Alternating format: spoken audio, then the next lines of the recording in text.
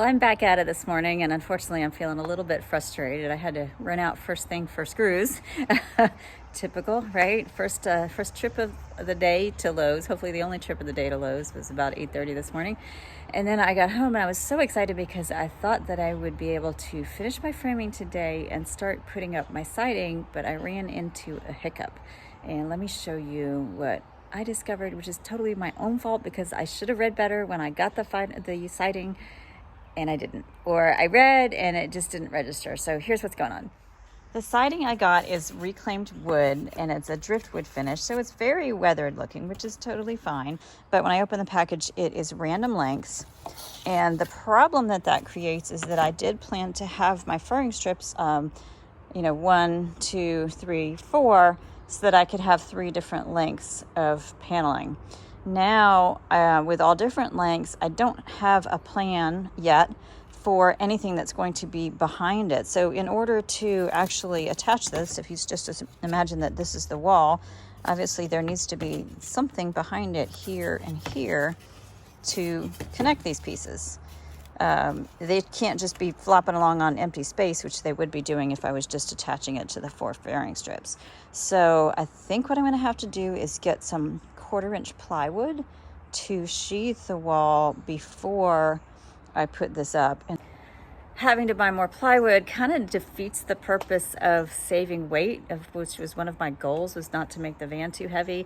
And right now lumber prices are through the roof. So even 1/4-inch plywood and 4x8 sheets, which will probably give me a lot of waste, unfortunately, is going to be expensive. So I've been looking at the van, and I think that I may do less of this siding than I had anticipated. I'm definitely going to do it above the bed and the wall by the seating cabinet, but I'm not going to put it in some places where I originally thought. I thought I'd just go floor to ceiling with everything and then put my cabinets in.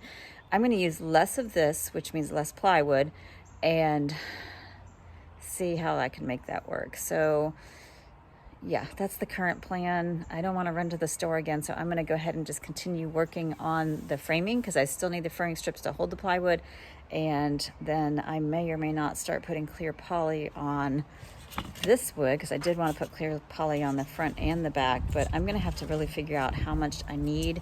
I've got 10 boxes, so I think that's 140 square feet. Yeah, it's 14 square feet a box. So I've got 10 boxes. And I just need to refigure, see how much I need, and hopefully the cost savings from returning some of that will offset the cost of the plywood. So TBD, but I'll be back at you after I figure out some of those things. I just put the first coat of clear poly on the back of the first box of the reclaimed wood, this wood product that I'm using. And the clear poly is supposed to dry really quickly, so I should be able to flip that and do the other side very soon. So I'm hoping to do this to 3, maybe 4 boxes today, because I think that might be all I need with my new plan of attack. Well, after I got my 3 levels of horizontal boards up, and the top one is actually on the floor right there because I took it down. I need to drill some holes through. I don't know if you can see, but there are holes underneath that I need to run some wiring. So it was up, but I took it down so I can do that. But Andy came back from running some errands, and we consulted a little bit on the best way to approach this. Rather than doing plywood all the way across, I'm going to go ahead and stick with my plan of doing 4, I got a 4, roughly where my fingers are, 4 vertical furring strips there. So after my 4 vertical pieces are in, I'm going to go ahead and use the paneling as I purchased it, because I read a little bit more on the box, and it did specifically say that the smallest length is 12 inches. I think my furring strips are going to be mostly wider than 12 inches, so if I have to cut, I can cut, but I still can probably stick to that plan of having 3 different lengths and hitting on the furring strip. And I may have a little bit more waste that way if I have to trim off 2 or 3 inches on a given board. But some of the boards have little chips on the corners anyway, just because they're real thin and it's reclaimed wood, so it's not perfect. But I think that will work. And then particularly when I move over to the bed areas, I'm going to have smaller sections here that I can use some of those 12-inch boards as well. So I think that will work. Well, I've got my first coat of poly on the first box of siding, and I'm going to go ahead and open up 3 or 4 boxes and mix it up just for coloration. So I'm working on that, and I'm also going to get these cut and installed and then we'll just give it a go and see if it doesn't work in this section. Then I can always go back and add plywood to it. But I think it's a good plan. Andy and I feel like it's a good plan, so that will keep the weight down and give us one nice wall here, which we're really looking forward to. Is kind of like a feature wall. There'll be a bench down below and a little bookshelf with a charging station up top. And I think when you first come into the van, it'll just make a nice open impression, and it'll be a nice sort of living area for us. All right, I got the first vertical board up for this panel. And I also, the first time I've used the Kreg jig in the build, I've been playing with it a little bit, just testing it out, but those are my first official Kreg screws in the van. Look at that gray sky. Yeah, I had to stop work a little early yesterday because of rain, and I feel a bit like I'm playing beat the clock today, but I am trying to get as much clear poly on these cedar driftwood boards as I can, so that I can do some work in the van if it's raining. I also realized early this morning when I was trying to hang these vertical pieces that I don't have the right screws. I swear, as much as I think I'm buying the right screws, every time I turn around, I need more. So it's almost becoming a running joke between me and Andy of what's our adhesive count and what's our screw count. Because, yeah, I guess my advice would be buy one in every size, buy the hundreds, and then you'll have plenty instead of having to run to the hardware store all the time. But early this morning I came out because like I said, I had to stop early yesterday. I had already pre-drilled the pocket holes there. So I got those up, and then I started screwing in here, and I realized that the number 6 screws that I bought for the softer wood, which I'm using up there, the pine, but when I put them in here, they're pretty aggressive and they go right into the wood if you're not careful. So I'm going to get a bigger diameter screw, probably a number 8 for these holes in here. But right now, it may be hard to tell, but these boards are just kind of hanging at the moment. And I know it looks like that they're different lengths. They're actually not once they get attached. It's just because they're sticking out from there. Okay, well, Andy and I just had a little powwow because there's definitely more rain in the forecast this afternoon.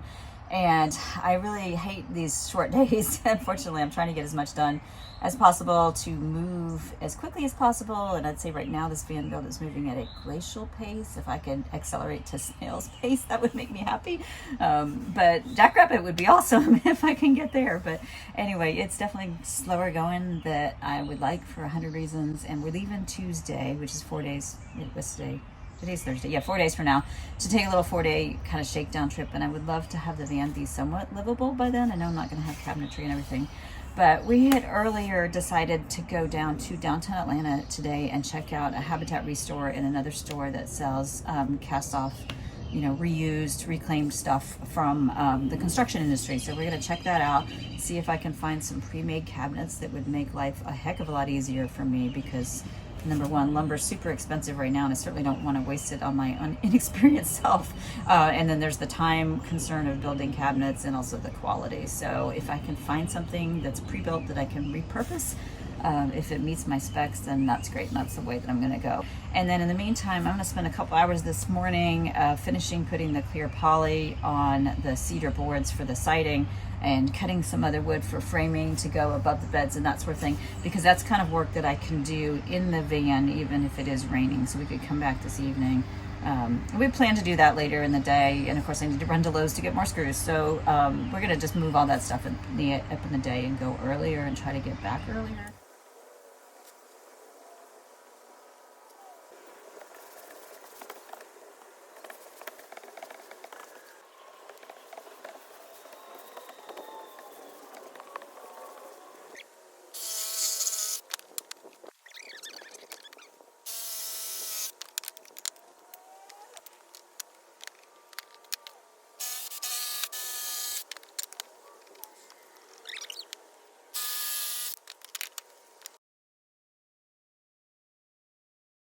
Got all my boards done, my driftwood siding. That should be dry, and then it'll be about time to, I think, clean up and get ready to go on our shopping adventure looking for cabinets. I was looking for the K4 and I couldn't get it. I actually started with a smaller version and I wasn't happy with it. So I got this and played around with it a little bit, and I actually, let me see if I can show you. I messed up for sure. Where's the hole? See that lovely little hole? I did that. Because I didn't have it set right. It does take a little practice, I think, just learning all the settings for the system, but once it's done, it's super easy because you just have it set, and it's actually got with this little lock where if you're doing the same size board over and over again, you can lock that.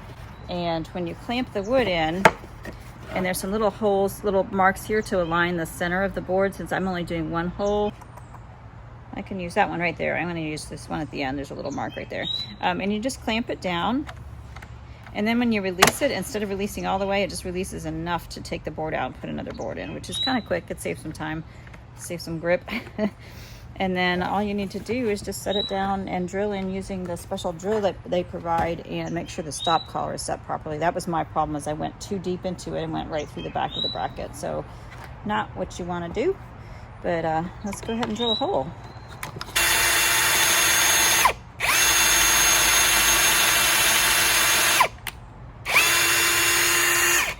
All right, that one came out okay. And you do want to stop periodically just to allow the wood shavings to come out. Otherwise, it's going to get clogged up on you. But release. And there's my little hole.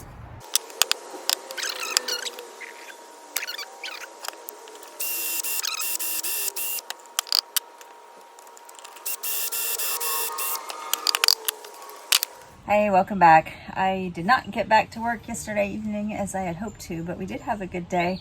I found a couple of kitchen cabinets that are real cute at the Lifetime Building Supply, which is a nonprofit down in Atlanta that sells recycled building supplies, lumber, fixtures, all of that kind of stuff. So it was a pretty cool store. We had a good time walking around there and found the cabinets, but I wasn't 100% sure. So we took a little side trip over to the Habitat for Humanity Restore, and didn't find anything there, except the prices were much higher, which really surprised me. So anyway, I was really excited for the find at Life Cycle. We went back there and picked up the cabinets, and they're actually bathroom vanity cabinets that have a drawer and a door. They had 3 of them that are 15 inches wide, and I only needed 2, so I got 2 that are kind of mirror images of each other. And then I can build order. Ooh, rain. Yeah, this is the way it's been all week. So anyway, and I can go ahead and either make or order the 3rd piece to go in there. So I will have about a 48-inch span of cabinets that's actually going to start right behind me and come to about halfway across the front of the door. But I'm going to not let myself get distracted from what my current challenge is, which is getting the siding up on the wall, and especially on the sides of the bedroom behind me, so that we can get the bed in and go on a trip next week where we can actually sleep in the van.